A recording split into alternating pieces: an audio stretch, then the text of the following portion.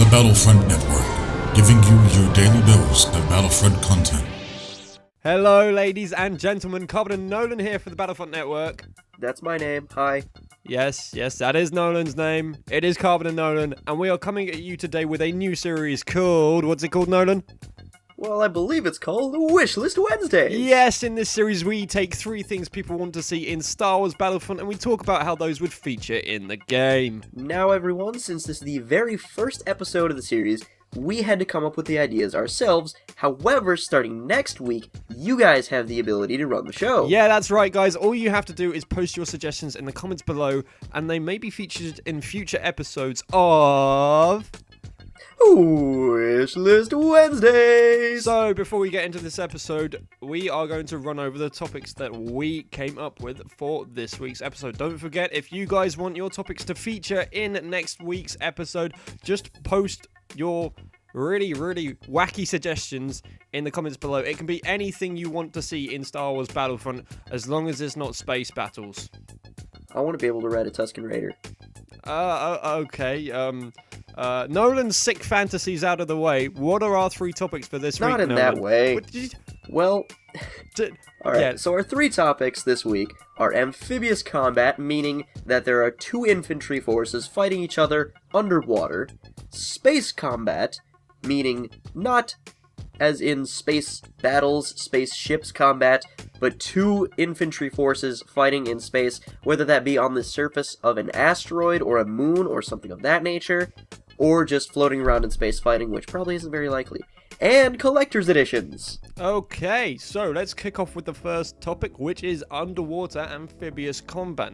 Now, this was an idea I came up with, and I just think it'd be really awesome if you could fight underwater. Now, I don't know how they get it to work, but there have been games where you can go underwater and explore and stuff, and if you look at the animated series of the Clone Wars, there is actually a battle which happens underwater, and then if we move on to the recent Dave Filoni Clone Wars, there is actually an episode or a couple of episodes where they are actually battling underwater, and it's really cool. It would introduce a new sort of skin for troopers, which would be quite nice. You know, rebel troopers in sort of aquamarine costumes. That'd be cool. And then of course you'll have the aqua troopers, which are the stormtroopers with obviously the things that let you breathe underwater. Rebreathers. Yeah, that's the one. And I just think it would be cool because you can do lots of different things. The problem with it is it would be quite open, but if you can build a map underwater with, like, I don't know, big coral and spires and everything that you can sort of swim around and stuff, and yeah, I just think it would look beautiful, and it would work quite well if you do it properly. What are your thoughts on this one, Nolan? I think it's a very interesting idea. I have a few problems with it, though. The first problem is you'll essentially be able to fly in it, meaning that you can just swim up and avoid combat, which is somewhat of a game-breaking feature of this. And the other objection that I have is I think it fits the Clone Wars a little bit more than the Galactic Civil War, because we see a lot more of the water planets in the Clone Wars, such as Naboo, and not really so many in the Galactic Civil War. That's true, but my comeback for that is it has an opportunity to open up planets in the Galactic Civil War, because of course they're creating a completely new EU, so it has an opportunity to open up and explore new planets. Going back to the whole, I'm just going to swim up and avoid the combat thing, obviously there would be a ceiling on the map. Okay, so you can like, if you look up, you will see like the water eventually stops. But I mean, you'd be so deep that there'd be a ceiling, and there'd be only so high you can swim. And then I guess you'd have like a stamina bar, and on your back you'd have sort of thrusters, like underwater thrusters, and that's how you'd move instead of just flying around. So you'd move with underwater thrusters.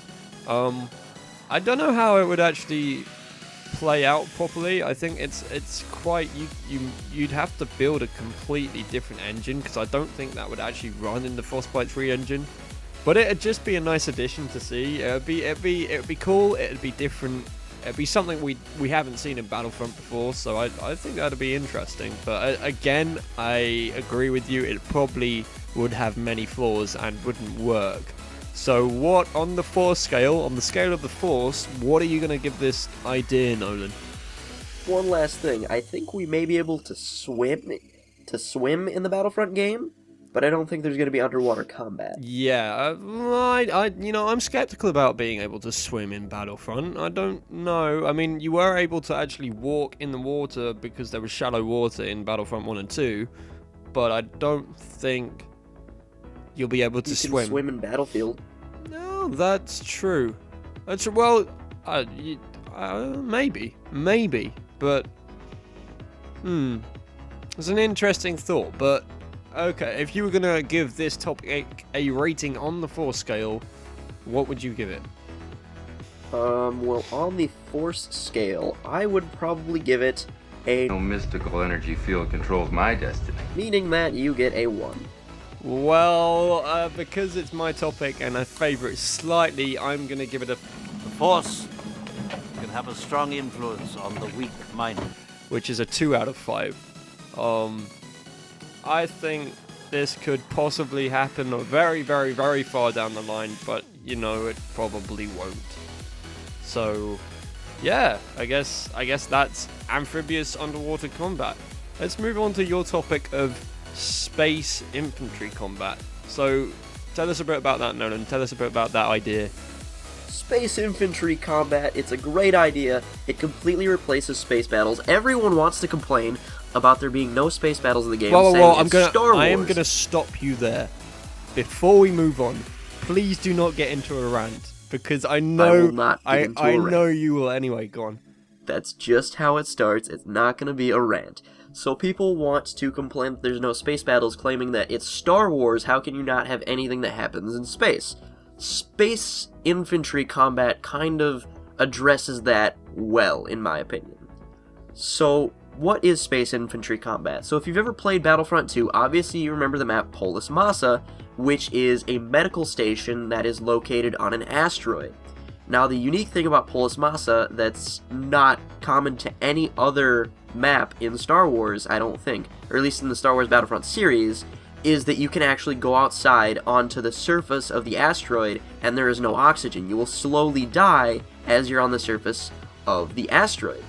And I think this is an interesting mechanic that they could add to the game, is that sort of, you're on there, you can jump a little bit higher because there's less gravity there, and there's also no oxygen, so you would slowly die. However, I think there is possibly a little bit of legitimacy to this. This could be in the game, because they did show the concept art of the space trooper who had the, custom breathing unit with him, so I think that may be gearing us up towards you can be on the surface of something that doesn't have oxygen. But that's my rationale for why it may be in the game, and I would definitely like to see something similar to Polis Massa be in the game, where, I don't know, just Polis Massa in general was a great map in my opinion, and the fact that you could go out on the surface and be in space, but not have to be in a spaceship, is pretty awesome. And if you go back to the Clone Wars series, I know it's not the greatest comparison because we've got Clone Wars and Galactic Civil War, but the Clone Wars series, they actually do have some battles on asteroids where, they have all the troops set up on the backside of an asteroid, or a bunch of ATTEs set up on the backside of an asteroid during a space battle. So, this is a common tactic that they did use in Star Wars, is having battles on asteroids. So, I think it would be a pretty awesome idea. What do you think? Okay, I'm going to come in with, first off, what you've got to remember is that this specific game feature wasn't game-wide, it wasn't featured throughout the whole game, it was map-specific.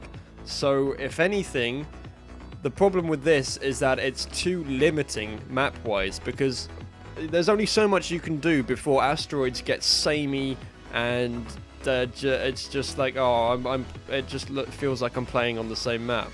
On the positive side of things, I like the idea of, you running out of oxygen, low breathing and stuff, but then why would you run out of oxygen if you're a space trooper? Because you've got the rebreather. So I think I didn't express that part well. Obviously, there should be some sort of space equipment in the inside the base. Like, they've announced that some of the things were drops. Like, the guy picked up the rocket launcher in the Endor demo. You can pick up the space rebreather or a helmet if you're a rebel, or something that allows you to breathe in space. Okay, that's cleared that one up. I think another feature to add to this would be maybe anti-gravity or low gravity.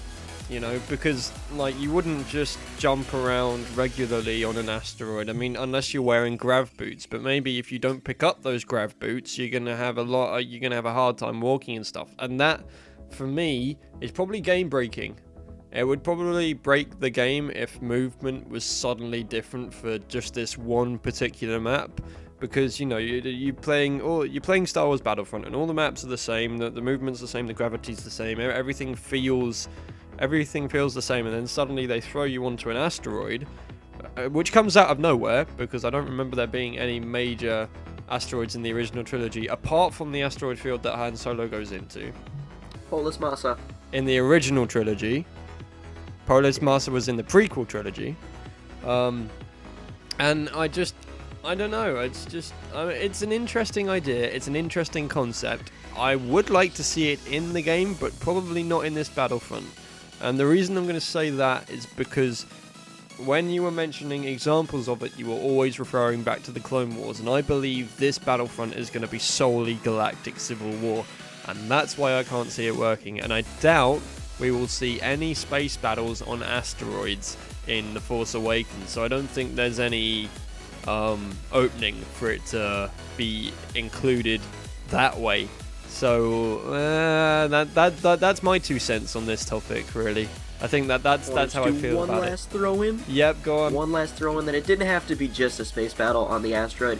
It could be a space battle going on inside of a base on the asteroid, kind of like Polis Massa was, and you could go out onto the surface if you so choose, but you can obviously stay inside of the base. But there will be some sort of advantage to going outside of the base, like you can go around to the other side without being shot at by as many people. Okay, so it's like a shortcut and stuff like that. Somewhat, like a shortcut, yeah. Yeah, I can see that working well, because I think you could do that on Polis Massa. I can't remember why you could go outside on Polis Massa.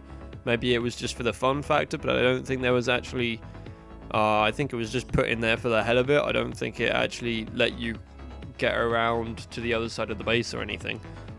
I think there was like a port at each end of the base, and each had a vehicle in it, and you could drive them. Oh yeah, on yeah. the It was asteroid. that's what it was. It let you drive vehicles on the asteroid, but apart from that, it wasn't really developed to be fully fledged, you know, outdoor space infantry combat like what we've just talked about, where you're actually on an asteroid and stuff. It was more, okay, here's a base, you can go outside the base, but if you're not in a vehicle, you're probably going to die, that sort of thing. Yeah. So I think on the 4 scale, I'm going to give this one a... The Force can have a strong influence on the weak-minded. I'm going to give it a 2 out of 5. I just because it's my idea, and I love the space battle aspect of Polis Massa so much, I gotta give it a... Don't underestimate the Force. A 3. Okay, so you're giving it a 3 out of 5. Yeah. Okay. Right. Mainly just for the nostalgia, and I love the Polis Massa feel. I do like I think Polis Massa as a map was really awesome. So we have one last topic in this episode of Wish List Wednesdays, and it is, will there be a collector's edition? So I'm going to let you kick this one off, Nolan. So, if you do not know, there has not been announced a collector's edition. We've only been announced 2 editions, the standard edition and a very disappointing deluxe edition, which is an extra $10 that comes with not a ton of DLC and not really anything that blows you out of the water in terms of DLC. Now, there have been fan-made collector's editions posted online, which do look absolutely amazing. There was a Stormtrooper and a Bounty Hunter version. I don't know if there was a Rebel version. I don't believe there was. Now, I'm going to jump in here very quickly and ask, which one was your favorite? Oh, God, that's a tough choice. They were both very awesome looking, and it really does come down to your preference between a Boba Fett helmet and a Stormtrooper helmet, and I would have to say the Stormtrooper helmet. It also comes down to your preference of console, because of course Boba Fett was the Xbox One version, and the Stormtrooper helmet was the PlayStation 4 version. So it was console specific, and I think a lot of PS4 players would feel hard done by if DICE actually did that, because Boba Fett is an awesome character. So, you know, if you want the Boba Fett Collector's Edition, you'd have to go out and buy an Xbox One. That's an expensive Collector's Edition right there. It's true, it's true. So continuing on with it, there have been rumors recently that there may be a Battlefront-themed console for sale, and I'll let you put those to rest really quick. Right, I don't think this is going to be the case, and that's because I was at the Star Wars celebration, and I was at the panel where Star Wars Battlefront was announced and talked about, and at that panel they gave away 3 Battlefront-themed PlayStation 4s. Now, the PlayStation 4s themselves weren't actually themed, but the box that it came in was Battlefront themed, and it did come with a free copy of Star Wars Battlefront.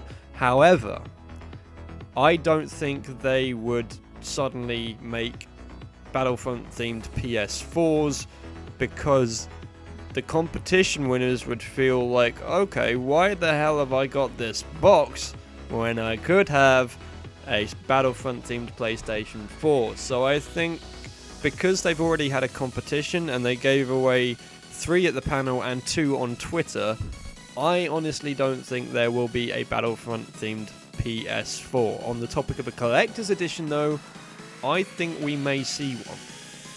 Back to you, Nolan. Now, I'm just gonna play devil's advocate, or, like Sith advocate for a moment, and talk about the PlayStations really quick, because we did see a PlayStation-themed console for Destiny. Granted, it was only that it was white, however, we've seen it. And we've also seen a Star Wars-themed Xbox console when it launched with Kinect Star Wars, which is an awful game. Yeah, that was... Me being the conspiracy theorist I am, and doing things of that nature, I personally somewhat believe that the consoles that they showed at Star Wars Celebration were dummy consoles. They didn't want to unveil the actual PlayStation 4 Star Wars design, so they just used the regular piano black PlayStation 4 and didn't show the actual Star Wars Battlefront console because they're planning on unveiling that at E3 or at a later date. Okay, so that's going to build hype. So my point is, why have they not popped up on Twitter then? Because how they haven't got them yet. I don't believe that, because I saw someone actually handed the box with a PS4 in on stage. 2 other people didn't get one, but that other person did actually get the prize that was announced at the panel.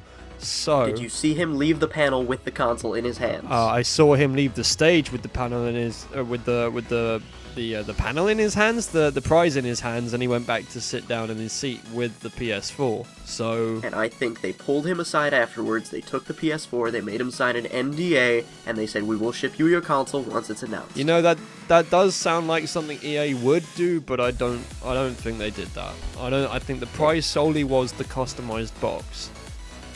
And obviously I don't entirely believe this, but the only thing that really does spark my conspiracy theory thing of this is when they were going to give away the 2 on Twitter, they posted a picture that said that the Battlefront consoles had arrived, and what they posted was a picture of 2 shipping boxes that supposedly had them in it. If they were going to show the picture, why not show the picture of the actual 2 Battlefront-themed boxes with the PlayStations in them, and not the shipping boxes that they're going in? Okay, that's a fair point. You know what? Me and Nolan are on 2 different sides of the fence for this one, so you guys decide in the comments below whether you think the PlayStation 4s they are talking about are Battlefront themed, or it's just that Battlefront themed box and a standard piano black PlayStation 4. Moving back to the topic of a collector's edition though, what would you like to see in one of those, Nolan?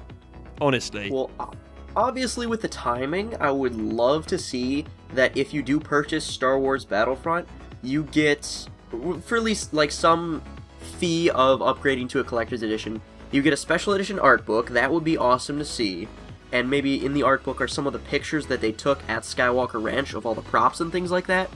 And another thing I would love to see them include in the collector's edition is a discounted movie ticket to see The Force Awakens, or just like a voucher to go see The Force Awakens. That would be absolutely awesome, especially with the timing, it being a month before the movie comes out, to already have your ticket and be ready to go. I think that would be pretty cool. I think that would be pretty cool as well, but I think we're missing the physical side of the collector's edition. I think there needs to be some sort of like mini statue or diorama that comes with the game. Now, whether that would be the space trooper they showed off on Instagram and Twitter, I don't know, but imagine having like a little miniature, well, not miniature, but you know, a little diorama of that space trooper as well in the collector's edition. I just think that would round the collector's edition up quite nicely.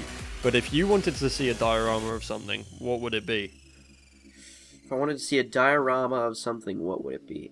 Well, I would have to say that I would want a Hoth diorama, because Hoth is probably my favorite planet. That's why The Empire Strikes Back is most likely my favorite Star Wars movie, is just solely because of the Hoth scene. I have watched just the Hoth scene about 15 times and just cut the movie right there and haven't finished it, because that's really the only part of Episode 5 that I like a lot, is the Hoth scene. And what I would like to see is, you remember that first teaser trailer? I would like to see that turned into a diorama. How would you turn that into a diorama? So it's just like the rebel soldier looking up, there's 3 AT-ATs in the background, and it's at the moment of impact of the snowspeeder. Okay, yeah, that's pretty cool actually. I could see that being a cool diorama. Personally, if I wanted to see a diorama, I've already talked about the Space Trooper, but I think something on Endor would be nice, like involving an AT-ST, maybe, and this is just a shot in the dark here, but maybe Chewbacca on like standing on top of the AT-ST, or just standing inside of the AT-ST, but because he's so tall, obviously he doesn't completely go in the hatch because he's not sitting down, so you can see Chewbacca just standing in the AT-ST, and then maybe there are some Ewoks sitting on the top next to him.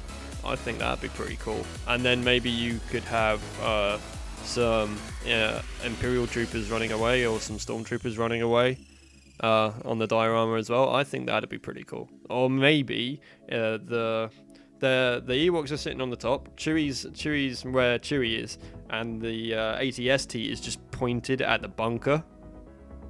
And then you have Han and Leia positioned where they were in that scene. I think that'd be a cool diorama. But either Endor or Hoth, I think that's where they'd probably go with that. I can't see them doing a diorama of Solace or Tatooine. And then, just because we have to talk about it, we'll talk about the digital side of a possible collector's edition. What would you add to the deluxe edition to make it into a collector's edition? See, that is a hard question. You know what? I think it honestly depends on their DLC plan, because I don't think it's going to be completely like premium for Battlefield. I think it's going to have its own little twist. But say the DLC came in like two parts, not 2 parts, but you get the first. I don't know how many DLC packs there are going to be, but let's assume there's 6. Maybe you get the first 3 for free, and then you can buy the others, or maybe you get free premium. Maybe you get a free season pass. I think a free season pass would be perfect for collector's edition, because that means you've basically bought the whole game outright. You've bought the collector's edition, you have the whole game there in your hands. You just have to wait for them to release all the content. I think that'd be perfect. Wouldn't really be a free season pass, because you'd be paying substantially more to get the edition that has it, but I think that's the most likely thing that we're going to see. However, something that I would like to see is either one piece of specific DLC with each main DLC that drops. So, like, let's say the first DLC is, and this is just because this is what I think is going to happen, let's say each DLC is planet themed. Yep. So each DLC is, like, let's say 4 maps from one planet. You get a special themed item from that planet. So, like, you get a special armor for your Stormtrooper that's accustomed to that planet. So, or a weapon that's only used on that planet. Something of that nature, or something that's just completely exclusive to the Collector's Edition. Because I know, from what they've confirmed so far in the Deluxe Edition, 3 of the 5 items that come in the Deluxe Edition are unlockable later in the game without purchasing the Deluxe Edition. Okay, so you're going down the exclusivity route, whereas I'm going down, you have all the content from the start, or you've paid for everything, you get everything. Yes, because, like, let's face it, everyone wants to complain about having to do DLC, and they charge more for all these things, and everyone's complaining about the Deluxe Edition not being strong. If the Deluxe Edition had 3 exclusive items instead of 3 items that get unlocked later in the game, we wouldn't be having the discussion about why the Deluxe Edition is so weak. Yeah, this is true. So, on the 4 scale, how likely are we to see a Collector's Edition? What would you give this idea? I'm really, really torn here. and I really want to go with a half in here, but I know we can't do that, but I'm going to have to go again with... Don't underestimate the Force. ...a 3. I was really tempted between a 3 and a 4. I'd call it like a 3.33 if I can. Okay. I'm going to call it now, and I'm going to call this May the Force be with you. which is a 4 out of 5. I think we are going to see some sort of collector's edition, but I don't think it's going to be announced until E3 or maybe afterwards at Gamescom. I don't think we're going to see it until then, but I think we may just see a collector's edition. Whether it will have anything we said it may include, that's all up for debate, really. It'll just have a dice statue. Yeah, that's exactly what it's going to have. So, guys... Hold on one second. I want to just do it. If it was $100, and it was the base game... No, not the base game. If it was the deluxe edition, plus a season pass, and a dice statue, would you buy it? Yes. Yes, I would. For $100, yes. I would too, just purely because of the season pass. Yeah, because the season pass itself is probably going to cost £40, which is around about $60, right? Yeah, it's probably somewhere around there. $50-$60, and I mean you're already paying $50 or $60 for the game. So if you think about it, you're actually saving yourself $20. What would you do with the dice statue? What is this dice statue? Is it just a statue of dice? What? It's a 4-inch high statue that just is the dice logo. I don't know. If the collector's edition is a limited run, I would sell it because someone out there wants it. I would either sell it or use it as a paperweight. Paperweight's a good idea. That is a good idea. And on that bombshell, that has been Wishlist Wednesdays.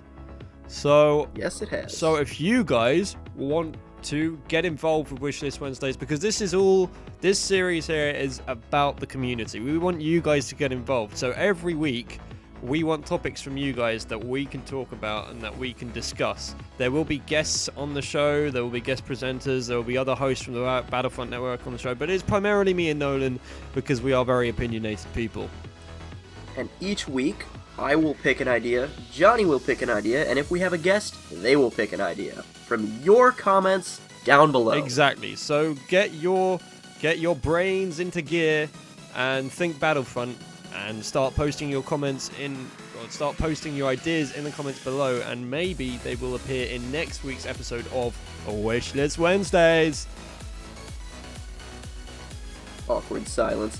Well guys, that has been Wishlist Wednesdays. If you did enjoy, as always, we encourage you to leave a like rating if you did enjoy our content. And we want to thank you for watching. Check out everything else that's going on the Battlefront Network. There's a ton of great videos, a ton of new series starting within the next few coming weeks. And we want to thank you for watching. This has been Nolan. And Carbon. And we want to thank you for watching, and we'll see you guys in the next episode. Have a good one.